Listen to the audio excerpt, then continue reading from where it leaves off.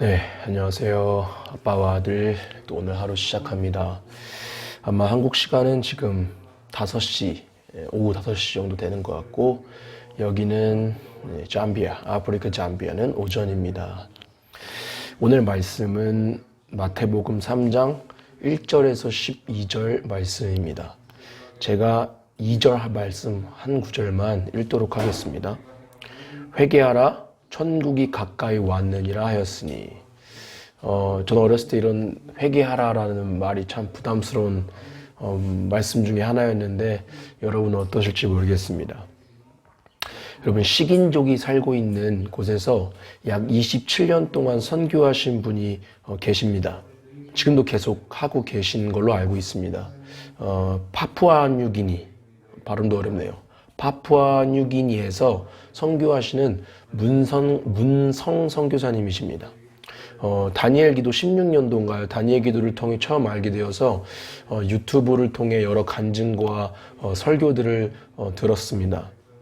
그중 기억에 남는 것이 하나가 있는데 선교사님께서 하루는 그 식인족들에게 10계명에 대해서 가르쳤다고 합니다. 그 중에 6, 7계명, 살인하지 말라, 간음하지 말라 라는 것을 가르쳤다고 합니다. 그런데 그 가르침 직후 이상한 현상들이 일어났다고 합니다. 서로를 쳐다보고 얼굴을 붉히고 그 자리에서 일어나 그 자리를 떠났다고 합니다.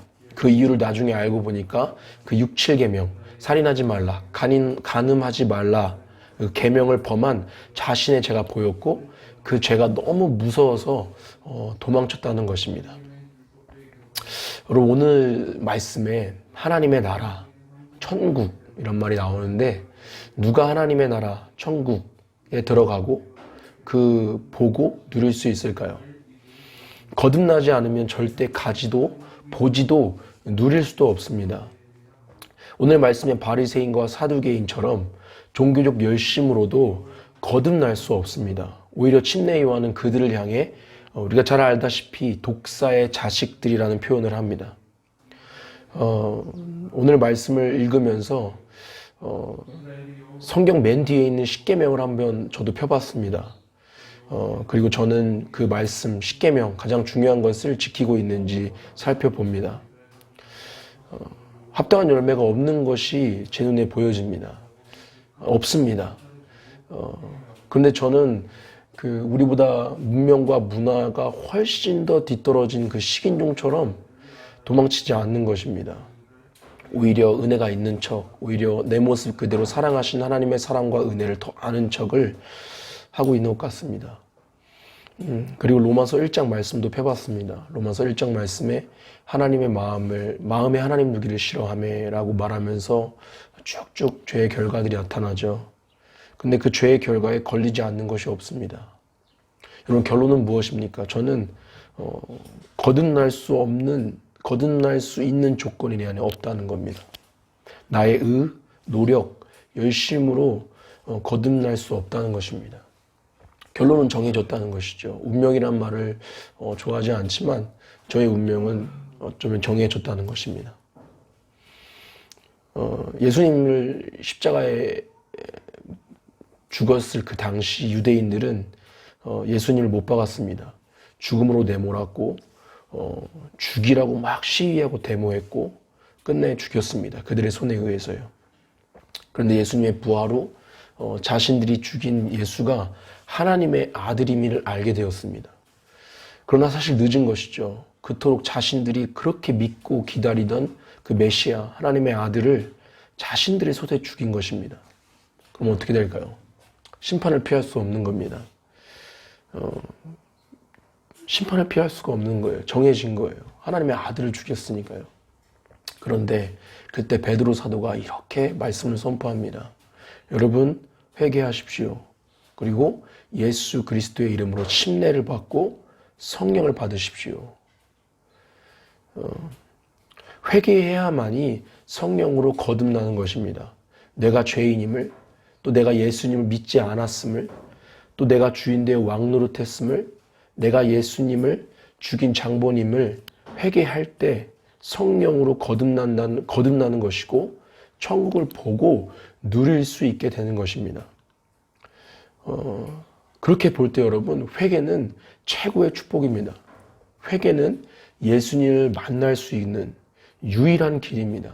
천국의 삶, 주님과 동행하는 삶의 유일한 길은 회개할 때만이 주어지는 것입니다. 용서를 구해도 용서받을 수 없는 우리에게 회개의 은혜를 주시고 또 용서해 주시고 하나님의 자녀 삼아 주신 은혜를 우리가 어떻게 보답할 수 있겠습니까? 사실 우리는 이미 구원받았지만 오늘 말씀을 통해 말씀 앞에 진실되게 신실하게 서며 다시 한번 주님, 저는 죄인임을, 저는 정말 본질상 진노의 자녀임을 고백했으면 좋겠습니다. 그리고 자복했으면 좋겠습니다. 그럼에도 불구하고 나를 용서해 주시고 하나님의 자녀 삼아 주시고 불러주신 그 하나님의 긍휼과 은혜와 사랑 앞에 감사하고 찬양하고 그런 영광과 존귀와 찬양을 올려드리는 그런 시간들을 꼭 가지시길 축복합니다. 그리고 오늘 침례 요한의 사명처럼 예수의 길을 예비하는 자가 되기를 고백하고 다짐했으면 좋겠습니다. 그러기 위해 저도 이 잠비아에 왔습니다.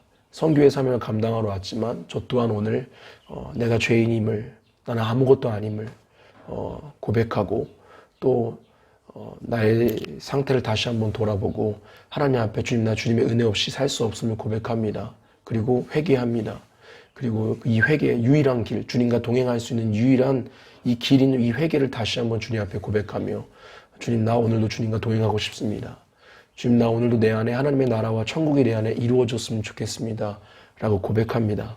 그리고 오늘 침례 요한처럼 정말 이것을 알리고 예수님만 구원자이심을, 예수님만 우리의 주인이심을 모든 인류에게 알리고자 하시는 그 하나님의 마음을 감히 대신해서 전하고 싶습니다. 그 부르신 사명, 예수의 길을 예비하는 자가 되기를 저와 여러분들이 되기를 축복합니다. 그래서 이렇게 고백했으면 좋겠어요. 여러분, 우리는 죄인입니다. 심판을 피할 수 없습니다. 그런데 예수님이 우리를 너무 사랑하시기 때문에 우리의 죄를 위해 십자가에 죽으시고 부활하셨습니다. 그분이 우리의 주인입니다. 그분이 우리의 하나님입니다.